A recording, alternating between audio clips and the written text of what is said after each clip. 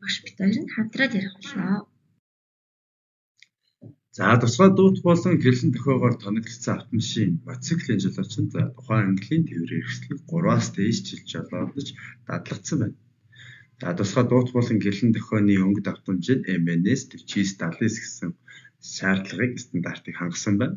За улаан, хөх улаан, ногоон өнгийн тусгай гэрэл тохио ажилуулсан хойшлолцохой албан үүрэг гүйцэтгэж яваа тээврийн хэрэгсэл нь замын хөдөлгөөний аюулгүй байдлыг хангасан нөхцөлд за 7-8 дугаар бүлэг буюу за замын тэмдэглэгээ за гэрэл тохиог мөрдөхгүй хөдөлгөөнд оролцож болно. За мөн уул журам нэвтрэх журам, за төр ба удаан зогсох журам ч юм уу эдгээр журмуудыг мөрдөхгүй байж болно.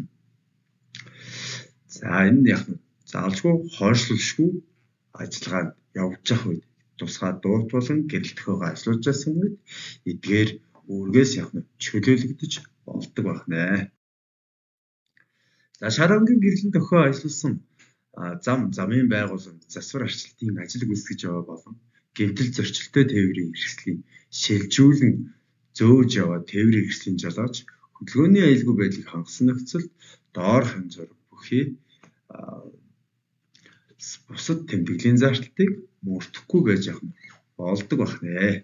За мөн шар өнгийн тусгай гэрлэн тохио ажилласан хүнд буюу овор ихтэй ачаа тээвэрлэж яваа эсвэл ийм ачаатай тээврийн хэрэгслийг хамгаалж яваа тээврийн хэрэгслийн жолооч хөдөлгөөний аюулгүй байдлыг хангасан нөхцөлд замын тэмдэглэлийн зардыг мөрдөхгүй байж болно гэсэн. За шар өнгийн тусгай гэрлэн тохио хөдөлгөөнд оролцогчдын анхаарлыг өндөржүүлэх зорилготой болохоос давуу эрх бол олохгүй. За шар өнгийн гэрлэн тохиог тусгай дуут тохиотой хэрэглэж болохгүй.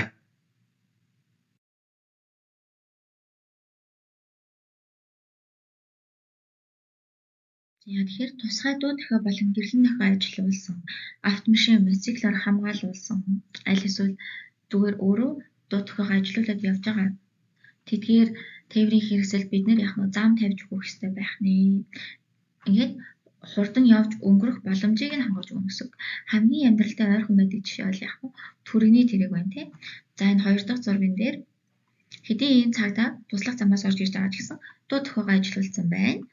За гэрлээ ажилуулсан байна тий. Тэгэнгүүт яг нь энэ хоёр автомашин хоёлаа зам тавьж өгөх хэрэгтэй байх нэ.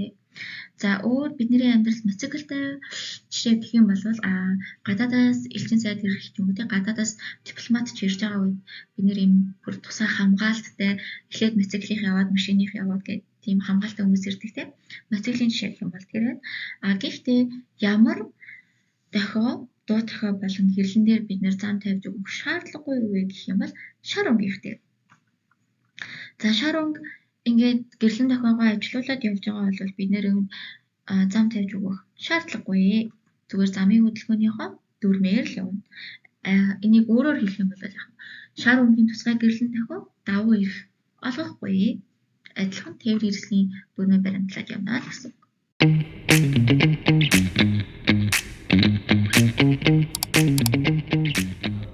Та манай сургалтын талаарх илүү дэлгэрэнгүй мэдээллийг дараах тайлбар хэсгээс аваарай. За тусгай дуут тохио болон гэрлэн тохио ажилуулсан тий энэ цэнхэр аль эсвэл улаан цэнхэр за улаан ингээд ногоон гэрлэн тохио ажилуулсан тэдгээр автомашин мотоцикл болон за тэдгээрээр хамгаалуулж явах цуу буюу тий одоо хамгийн ойрхон жишээ чинь нөгөө дипломатч гадаадаас ирэх ба штэ тий тэдгээрийг бид нэр яг гүйцэж болохгүй байх нь гүйцэж төрүүлэхийг хориглох нь за бас яг араас нь дагаж яваад тэдгээр чинь бас ингээд тодорхой хэмжээнд хурдтай явж байгаа тий тэгэнгүүт бид нэр тухайн дуут тохио ажилуулсан тээврийн хэрэгслээр хамгаалуулаагүй л бол яг араас нь дагаж явахыг бас хориглоно.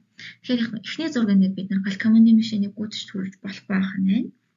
Яг тэгэхээр зам тавьж өгснөө буцаагаад гүйцэж төрүүлнэ гэсэн юм бол байхгүй шүү дээ. За энэ 2 дахь зурган дээр ч гэсэн яг дуут тохио гэрлэн тохио хоёрыг ингэ хослуулсан байна тий.